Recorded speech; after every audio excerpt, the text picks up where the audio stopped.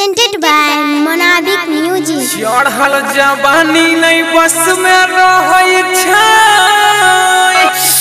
Oh my God, खेलै के मन खूब करै छै। आई दादा रे, जहिया से यारा बात छूने छै भौजी, दिन प दिन दुनु बढ़ै छै। जहिया से यारा बात छूने छै भौजी, दिन प दिन दुनु बढ़ै छै। दिन प दिन दुनु बढ़ै छै भौजी, दिन प दिन दुनु बढ़ै छै। जहिया से यारा बात छूने छै भौजी, दिन प दिन दुनु बढ़ै छै। जहिया से यारा बात छूने छै भौजी, दिन प दिन दुनु बढ़ै छै। दिन प दिन दुनु बढ़ै छै। दिन प दिन दुनु बढ़ै छै।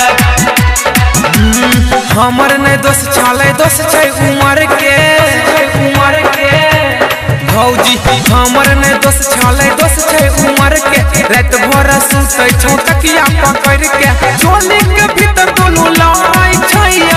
चोली के भीतर दुनु लड़ै छै। जहिया से यारा बात छूने छै भौजी, दिन प दिन दुनु बढ़ै छै। जहिया से यारा बात छूने छै भौजी, दिन प दिन दुनु बढ़ै छै। दिन प दिन दुनु बढ़ै छै। दिन प दिन दुनु बढ़ै छै। उमकल बदनिया होइ छै बराबादी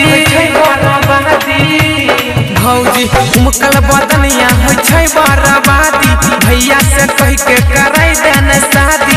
पुअरा के आगे जैसे प्यारै छै, पुअरा के आगे जैसे प्यारै छै। जहिया से यारा बात छूने छै भौजी, दिन प दिन दुनु बढ़ै छै। जहिया से यारा बात छूने छै भौजी, दिन प दिन दुनु बढ़ै छै। दिन प दिन दुनु बढ़ै छै। दिन प दिन दुनु बढ़ै छै। निक नहीं लागै छै खाना यौरी पनिया